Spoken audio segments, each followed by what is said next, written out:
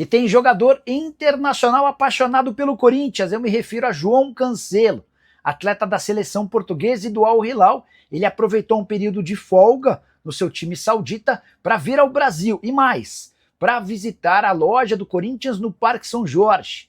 Inclusive, essa passagem dele foi registrada em suas redes sociais.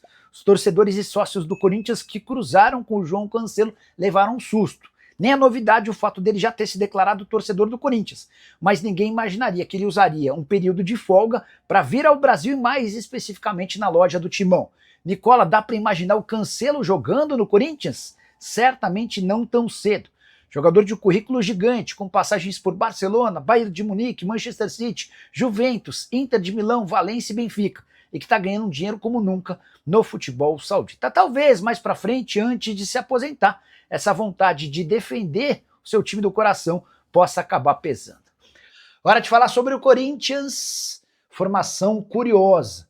Fabinho Soldado, diretor executivo de futebol do Timão e que vive as últimas semanas à frente do clube, apresentou uma lista de reforços para a diretoria, possíveis nomes que poderiam ser contratados para o próximo ano. Mas, de acordo com o Samir Carvalho, setorista do Corinthians e dono de um canal que cobre o Timão aqui no YouTube, a lista foi rejeitada pelo presidente Osmar Stabile e por seus pares.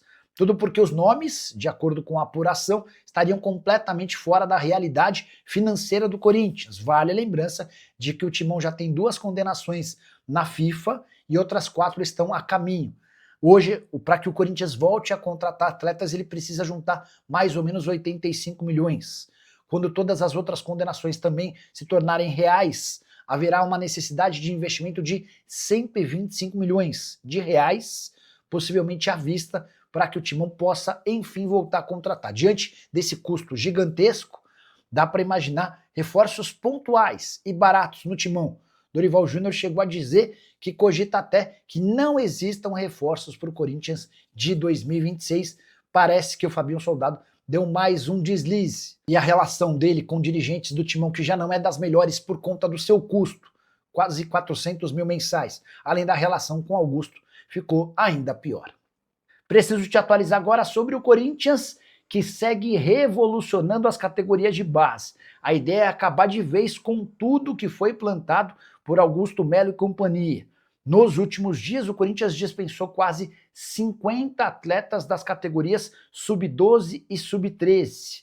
Recentemente, o Corinthians também havia demitido 17 pessoas de comissões técnicas e captações das categorias de base. A economia total que o Corinthians obteve com todas as dispensas desde o fim da era Augusto Melo nas categorias de base chega a 5 milhões de reais por ano. A avaliação do Timão é de que Augusto e companhia contrataram muito acima das necessidades de todas as categorias de base, inflando o processo, atrapalhando a gestão e o dia a dia do clube e gerando mais dinheiro para quem não deve. Com todos esses cortes, o Corinthians tem convicção de que vai ser muito mais competitivo em 2026. E gastando muito menos, a gente está falando de uma economia de 5 milhões de reais por ano, algo na casa dos 400 mil por mês, apenas com as fileiras inferiores.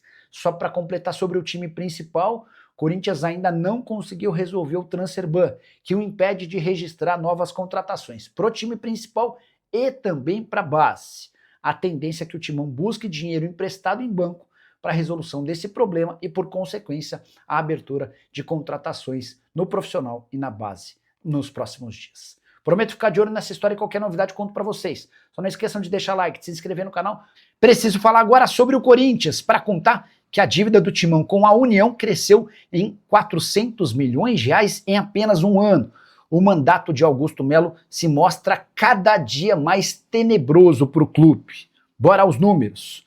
Corinthians tem nesse momento uma dívida com a União Federal em 580 milhões de reais. O crescimento foi de quase 400 milhões em um ano, segundo dados da Procuradoria-Geral da Fazenda Nacional. Nesse mesmo período do ano passado, o Corinthians devia à União 181 milhões de reais. Dos 580 milhões dessa dívida com a União, 479 milhões são débitos tributários, 85 milhões são dívidas previdenciárias e mais 15 milhões e 600 mil são pendências de FGTS.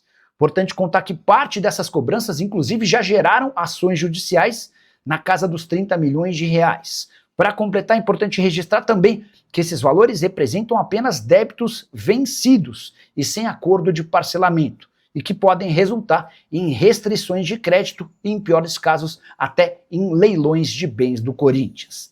Só para fechar de vez sobre o tema, enquanto o Corinthians deve 580 milhões de reais, quase 600 milhões, o Palmeiras tem uma dívida com a União de 10 milhões e 600 mil, o São Paulo de 3 milhões e 200 mil, o Santos de 1 milhão e 300 mil reais. A última do Corinthians, Hugo Souza e Maicon treinaram com o restante do elenco e devem reaparecer no time principal muito em breve, bem antes do retorno do confronto contra o Cruzeiro na Copa do Brasil. E Gabigol não pretende continuar no Cruzeiro em 2026, nada contra o clube, pelo contrário, relação com o torcedor, com o dono da SAF, com os demais jogadores é ótima, mas o Gabigol está muito incomodado com o fato de ser reserva. Só para vocês entenderem, desde junho ele foi reserva em 19 partidas, nem saiu do banco de reservas em 4 jogos e só foi titular 5 vezes. O Gabigol entende que é incompatível essa condição com alguém que ganha 2 milhões e 400 mil reais por mês, o maior salário do elenco cruzeirense. Diante disso, o Gabigol pretende, assim que a temporada acabar, conversar com dirigentes do Cruzeiro para tentar uma rescisão de contrato amigável, para que ele possa buscar um clube onde será titular absoluto. O Gabigol já percebeu que com o técnico Leonardo Jardim, as chances de ser titular são muito pequenas. E aí, para não atrapalhar o Cruzeiro e para que ele possa render mais, o Gabigol pretende buscar outro clube. Quero contar ainda que o Pedro Lourenço, dono da SAF cruzeirense, adora o Gabigol e não se incomoda com o fato de ser reserva, mesmo tendo de pagar uma conta extremamente alta no fim do mês. Se depender do Pedro Lourenço, o Gabigol vai tentar ser convencido a permanecer, mas a tendência é que ele acabe saindo. Temporada atual de 45 jogos, 13 gols e 4 assistências. Já havia contado para vocês que o Corinthians adoraria ter o Gabigol, mas para que esse negócio avançasse, seria importante que o Memphis Depay fosse embora. E o Memphis já deixou claro que só sai do Corinthians no fim do seu contrato, em junho do ano que vem. Quero te atualizar agora sobre uma especulação bem grande dos últimos dias. Pedro Rocha pode virar reforço do Corinthians? O artilheiro da Série B não fica no Remo, já havia trazido essa informação para vocês ao longo da semana. 15 gols e 8 assistências na segunda divisão, o contrato se encerra agora no fim desse mês. Pedro Rocha, que havia sido alvo de uma proposta do Corinthians em setembro, na oportunidade com o Remo pedindo 3 milhões de reais, e também por conta do Transferban, o Corinthians não conseguiu avançar nessa negociação. Dá para contar que o Corinthians segue monitorando os passos do Pedro Rocha e torce para que ele não feche com ninguém, mas hoje a prioridade no Parque São Jorge é resolver seu Transferban. Timão está impedido de registrar novos atletas enquanto não pagar cerca de 85 milhões de reais. 41 milhões para o Santos Laguna, 44 milhões para Matias Rojas. Assim que resolver essa pendência, o Corinthians vai ao mercado em busca de jogadores de graça, como o Pedro Rocha. Então, a grande verdade é que o Corinthians não pode se acertar com o Pedro Rocha enquanto não resolver o Transferban e torce para que o atleta não feche com ninguém para estar disponível no mercado. Hora de falar sobre o Corinthians, que cogita pegar empréstimos em bancos para o pagamento do Transferban. O Corinthians precisa arranjar 85 milhões de reais para resolver 2 pendências que o impedem de registrar novos atletas. Ainda que o Corinthians queira contratar jogadores, eles não podem ser inscritos por conta de 41 milhões de reais de dívidas com o Santos Laguna, referentes à compra do zagueiro Félix Torres, e mais 44 milhões de reais de pendências com o Matias Rojas, meio atacante paraguaio que passou sem nenhum destaque no Timão. Pois bem, o Corinthians até tem algumas receitas para receber nas próximas semanas. Vai vir grana, por exemplo, da LFU, a Liga Forte União, referente à classificação final do Corinthians no Campeonato Brasileiro. Timão também cogita ganhar um prêmio bacana na Copa do Brasil. Se for campeão, por exemplo, ele fica com 77 milhões de reais. Há uma série de outras pequenas receitas, mas o Corinthians tem muitos pagamentos para fazer. Nesse mês de dezembro e janeiro, 13º, férias, direitos de imagem e pendências com o próprio elenco. Vale a lembrança de que Memphis Depay tem 23 milhões de reais a receber. O Corinthians fez o seguinte acordo: 3 parcelas de 1 milhão de reais, a primeira vence agora no mês de dezembro, e uma última no ano que vem de 20 milhões de reais. É por conta de todos esses problemas que, para resolver o Transferban, o Timão não se vê com outra possibilidade do que não recorrer a um banco. Você sabe que as taxas de juros para empréstimos bancários são extremamente salgadas. Mas se não tiver outra alternativa, o Corinthians vai acabar recorrendo aos bancos para ter a oportunidade de melhorar seu time com reforços para 2026. Hora de falar sobre o Corinthians, que voltou a tentar a contratação de Vitor Sá, ex-atacante do Botafogo, hoje no Krasnodar.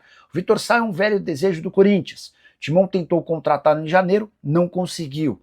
Voltou a negociar em julho, outra vez as pedidas altas do Krasnodar impediram qualquer possibilidade de acerto. Você deve estar se perguntando, tá bom, Nicola, e o que muda para agora? É que a partir de janeiro o Vitor Sá já vai poder assinar um pré-contrato para deixar o Krasnodar de graça na metade do ano que vem, quando se encerra seu vínculo com o clube russo. Dessa maneira dá para dizer que o Krasnodar vai ter em janeiro a última chance de vender o jogador para tentar recuperar alguma parte do investimento feito quando da compra junto ao Botafogo. O Krasnodar desembolsou 1,5 milhão de euros. Se não vendê-lo em janeiro, o Krasnodar vai ter de aceitar a ideia de perder um jogador que é titular absoluto por lá, de graça. O Vitor Sá já deu indícios de que não pretende renovar seu contrato e voltar ao Brasil. É uma das prioridades. Atacante de lado de campo, pode jogar pelo lado direito, pode jogar pelo lado esquerdo, 31 anos de idade, com a camisa do Krasnodar na atual temporada, 20 jogos e 4 gols. É só importante contar que para contratar o Vitor Sá, Corinthians vai precisar primeiro pagar os 85 milhões de reais que deve em punições impostas pela FIFA. São 41 milhões de reais ao Santos Laguna e mais 44 milhões de reais a Matias Rojas. A saideira sobre o Timão: Memphis Depay vai jogar a semifinal da Copa do Brasil contra o Cruzeiro, jogo marcado para 10 de dezembro. Essa é uma convicção dentro do Corinthians, apesar de um problema no joelho, ele vem tratando e vai haver tempo hábil para que o holandês esteja em campo na decisão corintiana. Fala pessoal, estamos aí com atualizações importantes do Corinthians. Se inscreva e ative o sininho para receber mais atualizações do Timão. Deixe seu like, que é muito importante para o crescimento do canal.